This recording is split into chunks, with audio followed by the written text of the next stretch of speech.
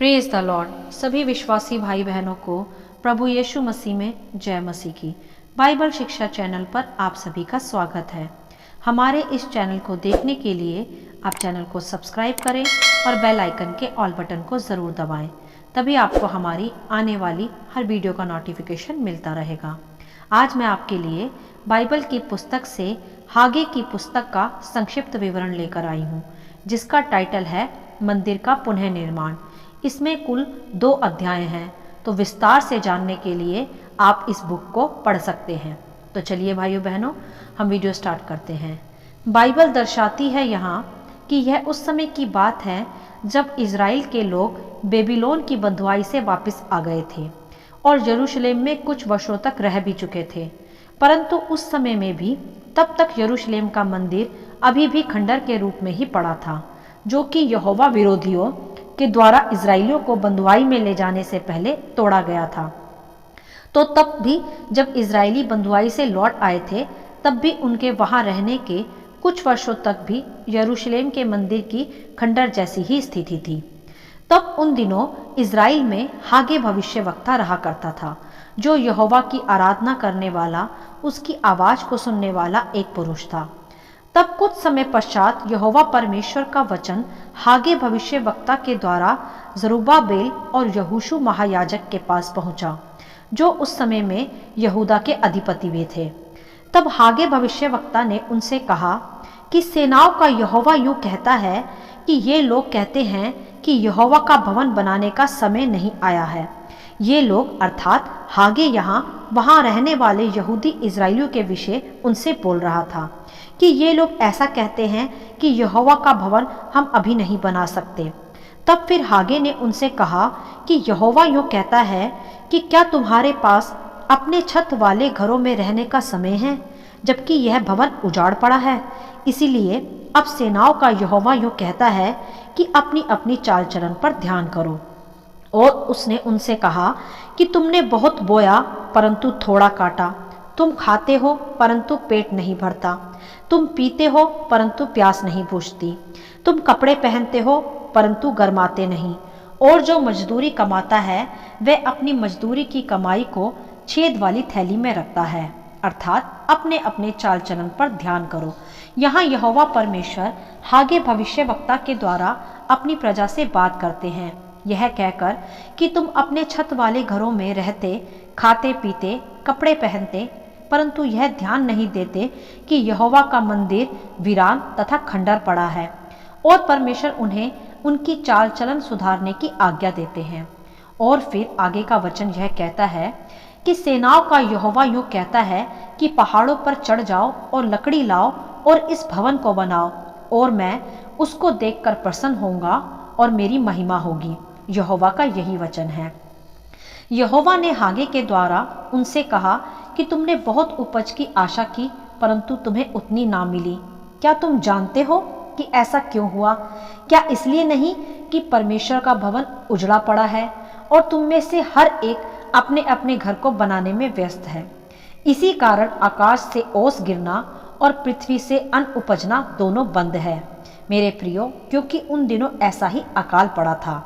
तब जब यह सारी चेतावनी हागे भविष्यवक्ता के द्वारा यहोवा की ओर से दे दी गई, तब जरुब्बाबेल और यहोशू महायाजक ने सब बचे लोगों समेत जो उस समय बंधुआई से लौट आ चुके थे, उन सब ने फिर परमेश्वर यहोवा की आज्ञा मानी, और जो वचन परमेश्वर यहोवा ने उनसे कहने के लिए हागे भविष्यवक्ता को भेजा, उन सबको उन्होंने मान लिया। और सभी लोगों ने मिलकर यहोवा का फिर भय माना। तब हागे ने उनसे कहा कि यहोवा की यह वाणी है कि मैं तुम्हारे संग हूँ। तब परमेश्वर ने उन लोगों के मन को नया कर दिया। तब वह उस भवन को बनाने में जुट गए। और यहोवा ने फिर उनसे आशीष की यह प्रतिज्ञा बांधी और कहा कि तुम्हारे मिस्र से निकलने के समय जो वाचा मैंने तुमसे बांधी थी, उसी वाचा के अनुसार मेरा आत्मा तुम्हारे बीच सदा बना है, इसीलिए तुम मत डरो। इस प्रकार की आशीष की प्रतिज्ञा फिर यहोवा ने उनसे की, जिसमें जरुब्बाबेल और यहोशू महायाजक यहोवा के भय में जिए तथा फिर मंदिर निर्माण के कार्य में जुट भी गए। हालेलुया। तो चलिए अब हम इस पूरी पुस्तक के कुछ विशेष तथ्यों को समझेंगे संक्षिप्त में। भाइयों बहनों, इजरायली लोग बंधुआई से लौटे और कुछ वर्षों तक यरूशलेम में रह चुके थे। तब वे सब अपने अपने घरों को बनाने में जुटे रहे और खाते पीते पहनते और अपनी ही मौज मस्ती में खो गए थे और भूल गए थे कि जिस परमेश्वर ने उन्हें गुलामी से आज़ाद किया है उसी का भवन आज उजाड़ पड़ा है, खंडर पड़ा है। तब हागे भविष्यवक्ता के द्वारा परमेश्वर ने उन्हें यह सब स्मरण कराया और जब उन्होंने परमेश्वर का वचन सुना तब उनमें से जरुब्बाबेल और यहोशू महायाजक ने और कुछ इजराइलियों ने परमेश्वर का भय माना और यहोवा की आज्ञा को फिर पूरा करने में जुट गए। और फिर परमेश्वर ने भी उनसे आशीष की यह प्रतिज्ञा बांधी कि मैं तुम्हारे संग सदा रहूंगा। तो आप यहाँ जरा ध्यान से समझें कि आज यहोवा परमेश्वर हमसे भी इस पुस्तक के आधार पर क्या कहते हैं।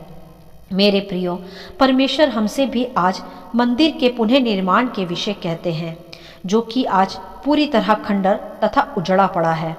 अब आप सोच सकते हैं कि यहोवा का कौन सा मंदिर आज उजाड़ और खंडर पड़ा है जिसे हमें पुनः बनाना है। तो जानिए मेरे प्रियो, यहोवा का मंदिर है आज हमारा मन, हमारा शरीर। Yes, we all are the temple of God, जिसे आज पुनः निर्माण की आवश्यकता भी है। जैसे उस समय में बंधुआई से लौटे इजरायली यरूशलेम में रहते रहते अपने अपने कार्यों में अपने अपने घरों को बनाने में जुटे रहे, परंतु यह भूल गए कि वे परमेश्वर जो उन्हें गुलामी से बचाकर लाया है उसका भवन खंडर पड़ा है और वे कहते थे कि अभी भवन बनाने का समय नहीं आया। वैसे ही आज भी हमने बहुत से विश्वासी जन हैं जो कि परमेश्वर के ही द्वारा शैतान की गुलामी से छुड़ाए भी गए हैं और अब मसीह में रहते हुए चलते हुए उन्हें कई वर्ष भी बीत गए, परंतु आज भी वह अपने अपनी व्यर्थ की चिंताओं में अपने अपने संसारिक गतिविधियों में उलझे पड़े हैं। उन्हें आज भी अपना खाना पीना, घूमना, अपना पेट भरना, बस यही सब सूझता है और भूल ही गए हैं कि वे मसीह विश्वासी हैं। उनके भीतर की परमेश्वर के प्रति भूख व प्यास खत्म ही हो गई है। वे आज बस अपने संसारिक ज़रूरतों को पूरा करने, अपने लिए घर बनाने में जुटे पड़े हैं। मेरे प्रियो, मैं यह नहीं कहती कि ये सब ज़रूरी नहीं है। पृथ्वी पर रहते हुए हमें सभी भौतिक वस्तुओं की आवश्यकता है, हमें काम भी करना आवश्यक है, परंतु यहाँ यह समझाया गया है कि केवल उसी में जुटे जाना और उसी की चिंता करना और परमेश्वर को भूल जाना यह गलत है। ध्यान रखें, बाइबल का वचन कहता है कि यहोवा के डरवैयों को किसी भली वस्तु की कमी ना होगी। जी हाँ, जो परमेश्वर के साथ साथ चलकर उसके मन रूपी भवन को सुंदर बनाकर चलता है, उसके जीवन में फिर यहोवा की आशीष फलती है। उसके जीवन में फिर परमेश्वर किसी भी प्रकार की कोई भी घटी कमी नहीं आने देते, परंतु जो परमेश्वर के मन रूपी मंदिर को उजाड़ व खंडर रहने देता है, उसमें कोई आराधना, प्रार्थना या पवित्रताई नहीं रहती, फिर वह अपने जीवन में आशीष को नहीं वरन अकाल को देखता है। उसका जोतना, बोना, सब प्रकार की उपज व परिश्रम व्यर्थ रहती है, अर्थात वह फलवंत नहीं रहता, क्योंकि उसमें यहोवा की आशीष नहीं मिली होती।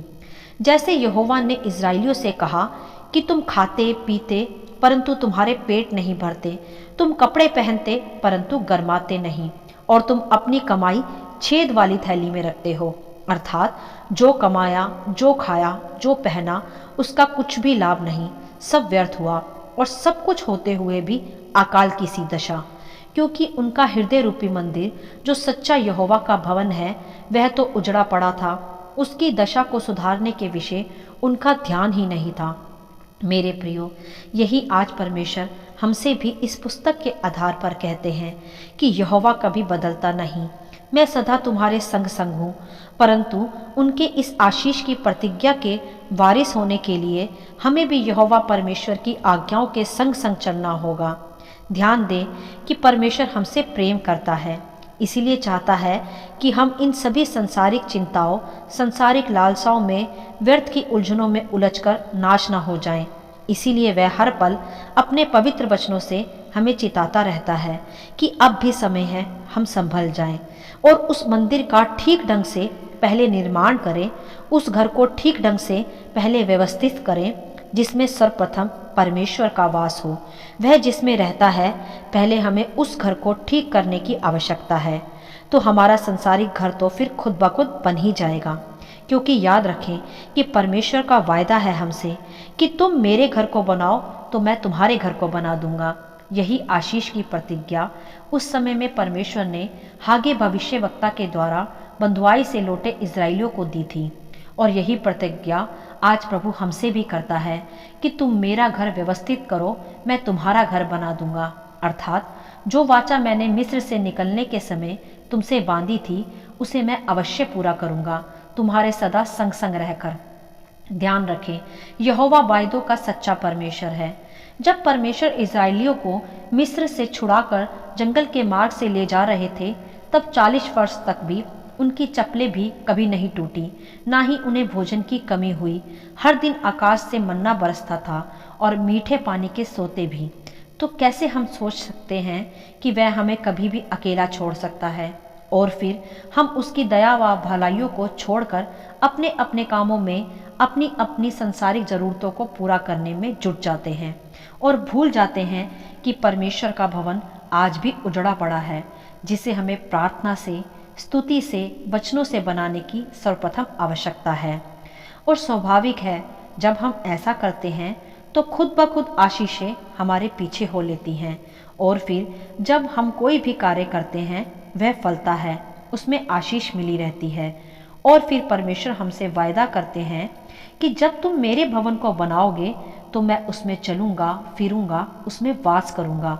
और जब परमेश्वर हमारे मन रूपी भवन में रहता है, वास करता है, तो ऑटोमेटिकली हम ब्लेस्ड होते जाते हैं और एक सिद्ध तथा फलवंत मसीह बनते जाते हैं। यहोवा की यही वाणी है। तो भाइयों बहनों, जुट जाएं आज से ही यहोवा के मंदिर के पुनः निर्माण में, जो आपका मन है, जो अब तक मसीह में आने के बाद उसमें रहने के कुछ वर्षों तक भी उजड़ा पड़ा है। जांचिए तथा परखिए खुद को कि आप और हम भी तो इजराइलियों की तरह संसारिक घरों को और संसारिक ज़रूरतों को पूरा करने में ही तो नहीं उलझे पड़े और भूल गए हैं यह कि परमेश्वर का घर तो आज भी उजड़ा पड़ा है। मेरे प्रियो, जब हम परमेश्वर को भूलकर अलग अलग गतिविधियों में लग जाते हैं तो हमारे मनों में चिंता, झूठ, पाप, ईर्ष्या, जलन और भौतिक वस्तुओं की लालसाएं समाने लगती हैं, जो फिर जाहिर करती हैं कि परमेश्वर का घर आज उजड़ा पड़ा है, खंडर पड़ा है। और फिर इन्हीं कारणों से परमेश्वर हमसे दूर होते जाते हैं। और फिर जो भी हम खाते पीते, कमाते, पहनते व जोड़ते हैं, सब व्यर्थ हो जाता है, अर्थात उसमें आशीष नहीं मिली होती। और यदि ये सभी काम हम परमेश्वर को प्रथम स्थान देकर, अर्थात उसके मन रूपी भवन को, उसके मंदिर को बनाकर व्यवस्थित कर उसकी आज्ञाओं व स्तुति प्रार्थना में बने रहकर करते हैं, तो सब कुछ फलवंत होता है और प्रभु भी प्रसन्न रहकर हम में वास करते हैं और अपनी आशीष की प्रतिज्ञाओं को हम में पूरा करते हैं। जैसे यहोवा ने जरुब्बाबेल से अंत में प्रसन्न होकर कहा भी कि मैं तुझे लेकर अंगूठी के समान रखूंगा। यहोवा की यही वाणी है, क्योंकि मैंने तुझी को चुन लिया है। यहोवा की यही वाणी है। ऐसा ही वह हर विश्वासी से कहता भी है जो उसमें बना रहता है तथा उसके मंदिर को उसकी आज्ञाओं से व्यवस्थित रखता है कि मैं तुझे अंगूठी समान रखूंगा। और यहोवा की यही वाणी है। हालेलुया। आशा करती हूँ इन वचनों संक्षिप्त विवरण आप सभी को समझ में आया होगा। परमेश्वर आपको अपनी पवित्र आत्मा की भरपूरी से सदा भरता रहे। यदि आप चाहते हैं कि दूसरे भी इन्हें सुनकर आशीष पाएं, तो आप दूसरों के साथ भी इन्हें शेयर कर सकते हैं, क्योंकि हमारे प्रभु यीशु मसीह की यही इच्छा है। आमीन and God bless you all.